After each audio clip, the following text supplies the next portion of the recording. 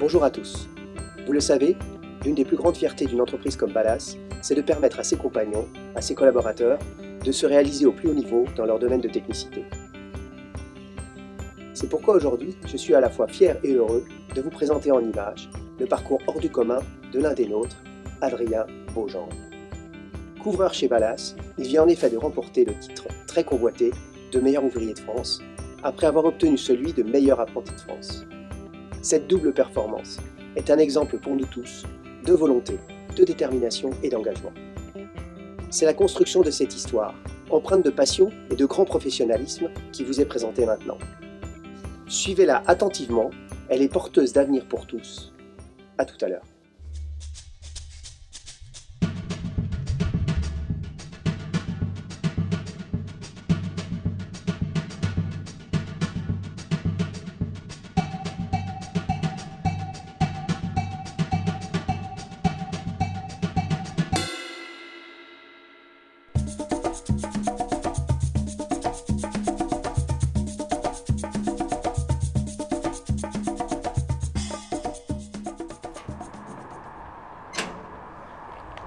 Bonjour, je vais vous montrer où j'ai réalisé le concours du meilleur ouvrier de France.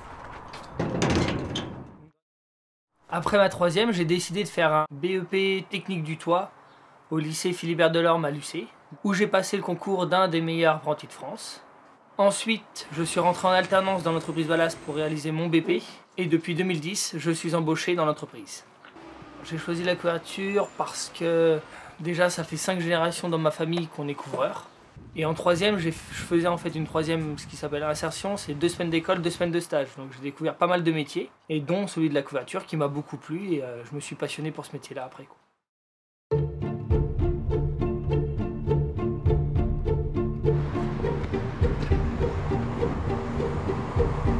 J'ai rencontré Adrien alors qu'il était apprenti dans les années 2008-2009. Et puis donc après je l'ai suivi dans sa carrière chez Ballas. J'ai suivi les étapes de son concours en contribuant de ma modeste façon, en faisant le rôle de chargé d'affaires comme sur un chantier, en essayant de lui trouver les matériaux qu'il lui fallait et en l'orientant vers les fournisseurs adéquats. Adrien, je l'ai connu quand il est rentré en apprentissage chez nous. J'ai tout de suite détecté en lui une capacité de réception et l'amour de son métier. C'est une personne entière, franche, honnête, qui sait prendre son temps, qui sait ce qu'il veut. Il a une grosse part de timidité, il a besoin de s'affirmer un peu plus, mais il a une facilité d'adaptation, il ne s'énerve jamais, il est calme. C'est quelqu'un d'impliqué, même de très impliqué.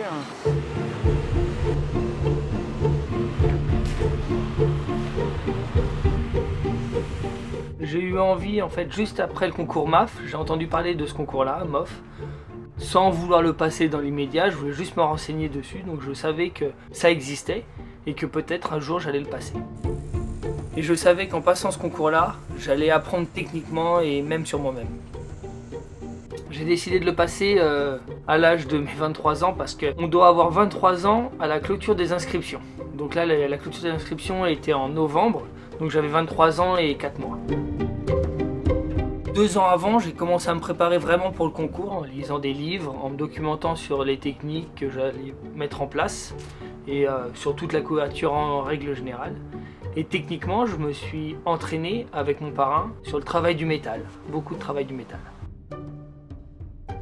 Le concours en fait consistait en une épreuve de qualification, donc que j'ai passé, donc c'était un ressaut en plomb avec une ronde à réaliser en une journée, et après la maquette.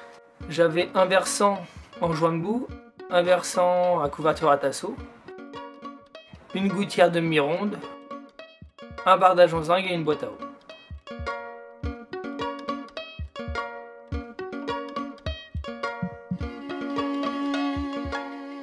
Pour réaliser mon épi, donc pour faire la sphère, j'avais le contre-moule, comme ça, donc de plusieurs diamètres en fonction des chantiers. Là sur la maquette j'ai utilisé le plus petit et le moule qui est ici. Donc là on a un moule ici, donc on travaille notre forme là-dedans, et pour qu'elle soit vraiment nickel, on passe le contre-moule dedans et on finit comme ça. Donc quand je reçois les bardeaux de châtaignier, en fait ils ressemblent à ça. donc irréguliers, que ce soit en largeur, en hauteur et dans l'épaisseur, on peut le voir. Et à la fin, sur la maquette, en fait, j'ai posé cela. Donc 1 cm ici, 0 en haut, coupé en sifflet, raboté pour qu'il soit lisse et esthétique. La bicorne, pour pouvoir lisser mon métal sur le moment, par exemple. Et mon contre-moule du chéneau en plomb, pour le cintre. Tout est façonné ici, et après je posais sur la maquette qui était au milieu. Donc là, pour dégrossir l'ardoise, en fait, pour la réduire au format que je voulais, pour l'amener au plus près avant de la tailler avec le marteau et l'enclume, j'ai utilisé cette machine-là qui a appartenu à mon grand-père, en fait, qui permet de couper l'ardoise grâce à ce disque-là, en fait.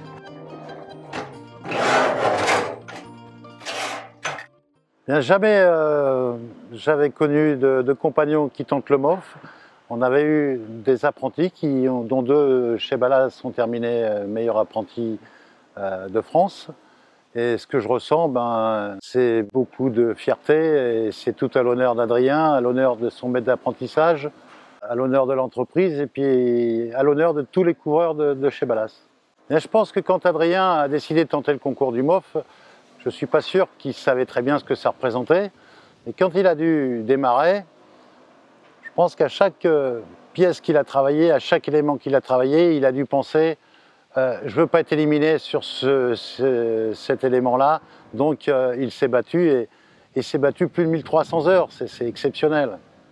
Pour être honnête, au début, c'est pas que je n'y ai pas cru, mais j'ai vraiment insisté sur les choses. Je lui ai dit attention, c'est difficile, en face de toi, tu vas avoir des gens d'un très haut niveau. Il ne faut pas se planter. Quand on fait le MOF, il faut présenter un travail à la perfection. J'ai jamais perdu espoir. J'ai peut-être douté. Il m'a montré, lui, dans son comportement, que de toute façon, il en voulait, que cette expérience, c'était la plus importante à l'heure actuelle. Donc j'avais envie d'y croire avec lui et d'y croire jusqu'au bout. Beaucoup de moments de doute. Hein, bon, il y a de l'exigence aussi de la part d'Adrien qui est assez phénoménal. Je me rappellerai toujours il avait fait sa nuit ronde, il avait monté à 80 cm d'ardoise. Il a découvert parce qu'il y avait une ardoise qui ne lui plaisait pas sur 1 ou 2 mm, hein, même 1 mm je crois. C'était impressionnant de tout défaire pour ça. Même les épauffures de ces ardoises, ça ne comptait pas pour la note du meilleur ouvrier de France. Elles sont très fines et tout ça, mais c'était l'aspect esthétique qu'il voulait en tirer de sa maquette, quoi, en fait, hein. Tout ce qu'il a fait, il a recommencé de toute façon. Hein, je pense que ça a volé dans le jardin. Ça a volé, on voyait du cuivre qui volait, de l'ardoise. Le plomb un peu moins loin parce que c'est un peu plus lourd, mais il a recommencé toutes les pièces. Il voulait vraiment que ça soit parfait. Hein. Ça a été très compliqué. Ça paraît simple quand on le voit, mais je vous assure qu'il y a des heures à passer dessus. Hein. Il a passé plus de 1300 heures dessus. Il partait du travail, il revenait ici, il travaillait jusqu'à des heures indues. Hein. Les derniers jours, on se couchait, il était 3h30 du matin pour se lever à 7h. Moi, j'étais à côté de lui pratiquement tous les soirs et tous les week-ends, et il y a des fois où il pétait un peu un câble. Il s'est mis à parler avec les ardoises. Les nuits aussi ont été difficiles. Pendant la nuit, le soir, il parlait. Il disait que ça allait pas, et donc je lui demandais qu'est-ce qui ne va pas. Le membron, il faut que je refasse. Il y a une marque, il faut que j'y aille. On n'est jamais satisfait de ce qu'on fait par contre. C'est-à-dire que tous les soirs, on veut faire un petit peu plus, mais on voit qu'il est 1h du matin, on se dit stop, il faut revenir à 8h demain, quoi. Donc des fois, c'est comme ça, quoi. Donc il faut savoir se dire stop, parce que des fois, j'avançais vite, et puis je faisais par exemple 2 rangs de tuiles, et puis j'arrivais le lendemain, et puis j'en démontais un, quoi. Pour poser une ardoise, le maximum, j'ai dû mettre 1 heure, quoi. 1 heure pour poser une ardoise, quoi. Mes épaufflures, elles sont régulières. Et l'épaufflure, en fait, c'est quand on coupe l'ardoise avec le marteau et l'enclume, c'est en fait cette partie-là, quoi. Et elle est super fine. C'est comme si je l'avais coupée à la machine, en fait. Et en fait, j'ai vraiment serré le long de mon enclume pour avoir des épaufflures, en fait, vraiment nickel, quoi. Parce que j'aimais bien ça. Donc ça, c'est moi qui me suis compliqué la vie. Alors ça serait passé peut-être une épaufflure un peu plus large, quoi. Mais pendant la maquette, en fait, c'est vraiment la difficulté, quoi. C'est vraiment beaucoup plus de difficultés parce que, comme je dis, on se complique tout le temps la chose, quoi. On dit, bah non, on pourrait faire quelque chose de droit, bah non, je mets des passe-cordes dans le milieu. On pourrait faire quelque chose sans les bagues, et ben voilà, à chaque fois on complique, pour arriver à cette note de 18, quoi. Parce que le plus dur, c'est de savoir ça, quoi. C'est vraiment de savoir, c'est quoi 18. 18, c'est de faire ça comme ça ou comme ça. On n'a pas de base, quoi. Parce que les maquettes sont différentes, on connaît pas beaucoup de gens qui ont passé le MOF et tout ça. Donc 18, c'est quoi? Qu'est-ce qu'ils attendent? Et ça, c'est difficile. Le plus difficile pendant le concours, c'est moralement. C'est très difficile. Heureusement que j'étais bien entouré par ma famille et ma copine. Heureusement qu'il y avait ça, sinon j'aurais pas pu réussir. Grâce à eux, j'ai réussi. Après, ce qu'il faut se dire, c'est que on se lance dans le concours, il faut arriver au bout. En plus, petite anecdote, il a été blessé pendant cette période où il a été opéré à 3 mois de rendre la maquette. Donc ça lui a mis un gros coup au moral, mais il n'a jamais baissé les bras. Et quand j'ai vu la maquette finie, là j'ai dit oui, là il a des chances. J'arrêtais pas de demander la date du résultat que personne connaissait, même lui-même. Bon, on avait des manques de sommeil et à la fin, il était vraiment temps que ça s'arrête. Quand on a su qu'il était meilleur ouvrier de France, on n'a pas sauté de joie. On a dit c'est fini. On l'a pris pour un soulagement, mais ça s'arrêtait là. Il nous a fallu un petit peu de temps pour réaliser. Et j'attendais ça avec impatience. Honnêtement, c'était pas un stress, mais j'avais ça tout le temps dans la tête. Et quand il me l'a appris, j'étais soulagé, détendu et très très fier de lui. Et puis très fier de nous aussi parce que quelque part, c'est notre petit gars à nous, Adrien.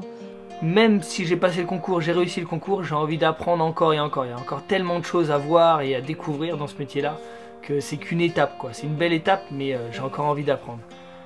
Mais à l'heure d'aujourd'hui, j'ai aussi envie de retransmettre tout ce que j'ai appris. Tout ce qu'on m'a donné, en fait, j'ai envie de le retransmettre à des jeunes, à des moins jeunes, pour vraiment montrer aux gens que ce métier-là, c'est vraiment un superbe métier, quoi. Je suis très heureux de vous avoir présenté l'exemplaire histoire d'Adrien, car elle illustre les valeurs du groupe Ballas et son engagement dans l'apprentissage, dans la formation et la transmission des savoir-faire. Je suis très admiratif de ce qu'il a entrepris. Ce titre de meilleur ouvrier de France honore le groupe et nous tous qui travaillons chez Ballas. Ces images, ces témoignages, nous montrent qu'avec de l'envie et de la détermination, on peut se dépasser soi-même et réussir l'exploit.